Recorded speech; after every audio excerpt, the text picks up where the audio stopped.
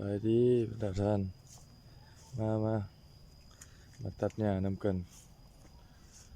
วานนี้ก็ตัดได้หลายเติบเนาะ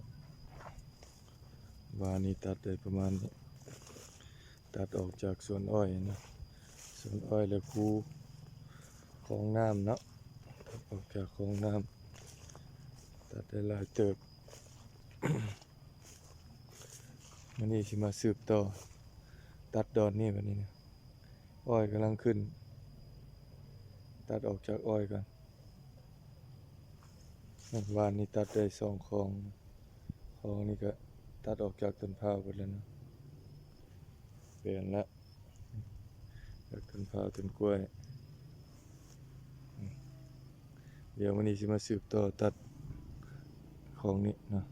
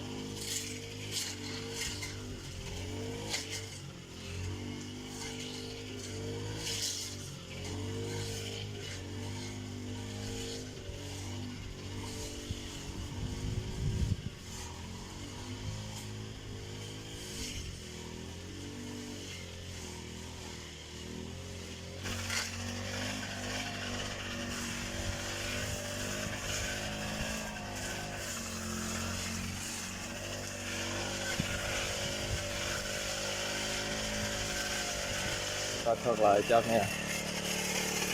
แรง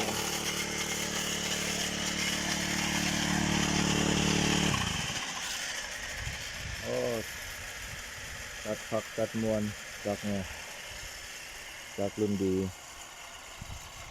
ลองจักของป่าแปงคักลายคักลายตัดคักก็จักค่อยลาย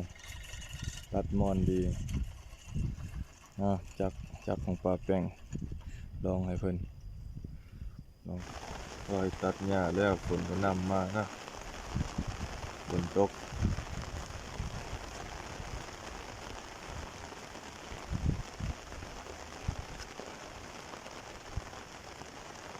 ตัดหญ้าหากันแล้วตัดหญ้าหากันแล้วฝนก็นำมาตกมาเลยใครจะตัดหญ้าแล้วกันแก้มตาแน่กว่านี้นะพอได้ต้นไม้ขึ้นเติมขอขอบใจเนาะสำหรับบรรดาท่านที่เข้ามาติดตามเป็นแรงใจหรือว่ากดไลค์กดแชร์ให้เนาะฝากติดตามเด้อขอขอบใจ